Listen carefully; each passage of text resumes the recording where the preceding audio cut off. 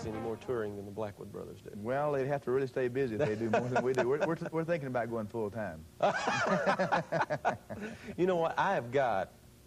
We haven't really got to know each other yet, and I'm anxious to just hear so many things about the Blackwood Brothers. I know there's a lot of, you helped form the gospel music industry as we know it today. I mean, just not necessarily you, but the Blackwood Brothers, that institution. I know it is a gospel music institution.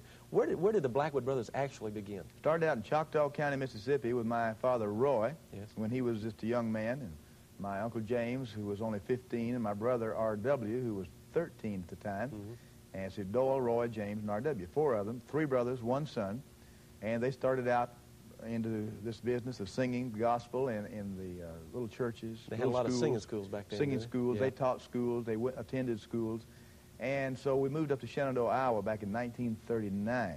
Iowa? I didn't know you lived in Iowa. Yeah, that was in 1939. Yeah. We lived there about a year. The war started, and I was just a little kid at the time. Yeah. In fact, I was born when the group first started back in 1934, which is nearly 48 years ago. And so in 1939, we were in Shenandoah. The war broke out in 41. We moved to California, lived there during the war, then back to Shenandoah, KMA, and broadcast 3 times a day, concerts every night. Wow. And we left there in 1950 and moved to Memphis, Tennessee, and that's been our home ever since. Came to Memphis because of a radio station that was there at the time. And then in 1954, we had an airplane accident. And my brother, R.W., who was the pilot of the plane, he was killed.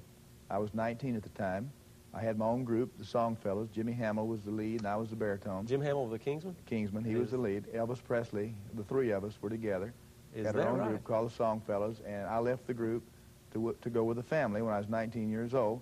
I can relate back to that. My son was 2 days old at the time of the accident, so we can always remember exactly how long ago it was. He's 28 years old now. I see. So I went into the group full time at that time. Well, at that time, the group had not really become nationally known. They were known throughout the Midwest, the South, a little bit out in California.